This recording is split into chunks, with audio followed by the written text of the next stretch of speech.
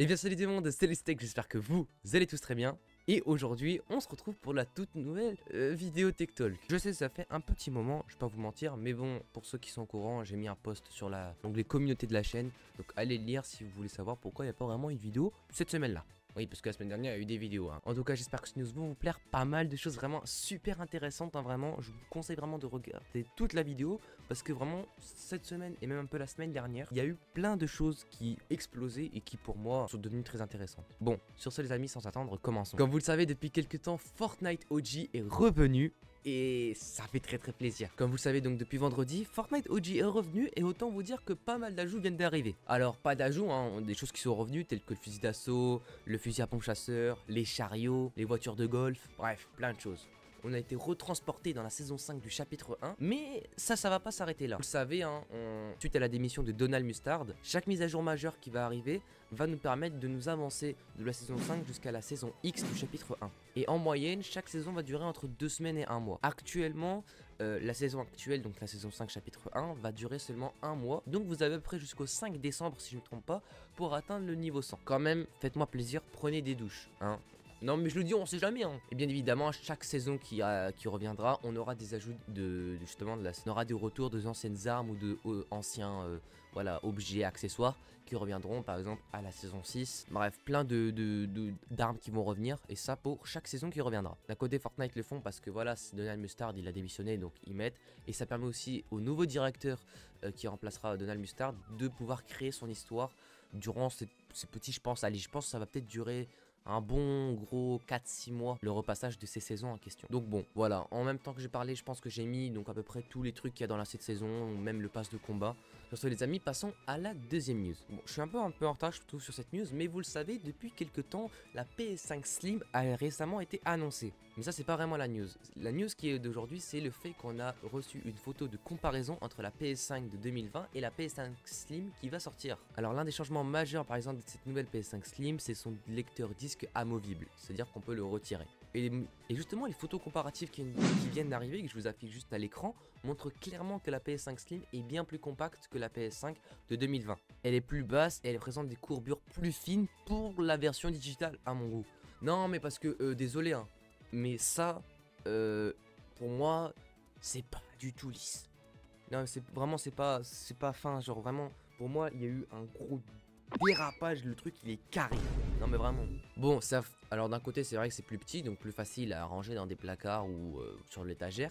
Mais personnellement, bon, je vois pas trop de différence étant donné que c'est la même console avec les mêmes performances, les mêmes jeux. Il n'y a aucune différence vraiment, c'est juste le fait que c'est plus petit et que le disque est amovible. Alors le fait que le disque est amovible, c'est plutôt cool, je vais dire. Pour ceux qui par exemple veulent acheter la PS5 mais qui ont un petit budget, ils pourront passer par la Digital Edition. Et une fois qu'ils auront par exemple de l'argent pour acheter le lecteur disque, ils pourront l'installer. Mais après moi personnellement, au niveau du design, la PS5 2020 elle est plutôt cool. Sony a annoncé que la PS5 Slim est 30% plus petite que la PS5 de celle de 2020 et que son poids était allongé de 18 à 24%. La date de sortie européenne sur la PS5 Slim n'a pas encore été annoncée, ce qui veut dire qu'elle va sortir dans longtemps, je pense, je dirais moins 4 mois, mais tout ça reste encore à voir. Sur ce les amis, passons à la troisième news.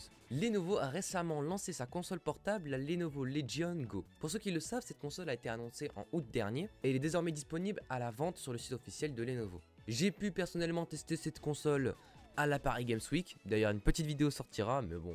Voilà, je vous donne pas trop de spoil, je vais quand même vous mettre les images. À vrai dire, pour moi, la console, elle est plutôt cool. Concernant les caractéristiques, on a une AMD Ryzen Z1 Extreme avec une cadence de 3,30 GHz à 5,10 GHz, qui est vraiment colossal, enfin c'est bien quoi. Un système d'exploitation Windows 11 avec Family 64, une circuit graphique AMD Radeon intégré pour la carte graphique. On est sur 16 Go de RAM en DDR5X avec 7500 MHz qui sont malheureusement soudés, donc vous ne pouvez pas upgrade. 512 Go en SSD, un écran de 8,8 pouces 144 Hz, la connectivité en Wi-Fi 6 plus un Bluetooth 5.1 et la couleur c'est Shadow Black.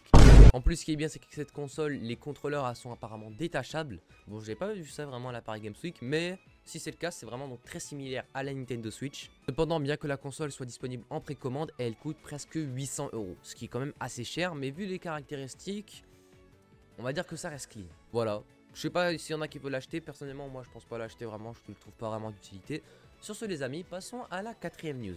Donc maintenant qu'on est en novembre, des nouveaux jeux PlayStation Plus vont être annoncés. Voilà, je vous l'avais dit dans une ancienne vidéo Tech Talk que maintenant je commencerai à annoncer tous les jeux PS Plus. Et après un mois d'octobre chargé au niveau des jeux, ce mois de novembre va être aussi le cas avec plusieurs jeux tels que Mafia 2 Definitive Edition, voilà, qui est un jeu que je ne connais pas.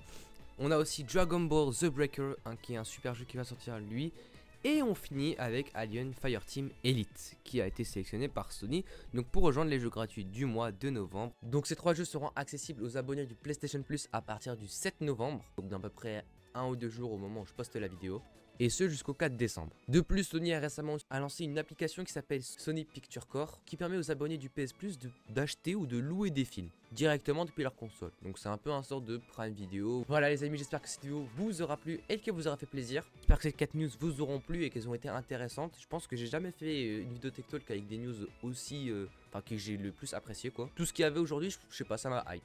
En tout cas les amis, je vous demande plus qu'une seule chose, allez vous abonner, partager et liker la vidéo, ça me fait extrêmement plaisir. Allez me suivre sur les réseaux, parce que voilà, je fais des lives et sur TikTok, et je vais essayer de reprendre un peu plus les vidéos. Comme vous le savez, donc voilà, avec cette rentrée, donc on reprend le programme habituel, enfin, un programme qui se tient jusqu'aux vacances d'été.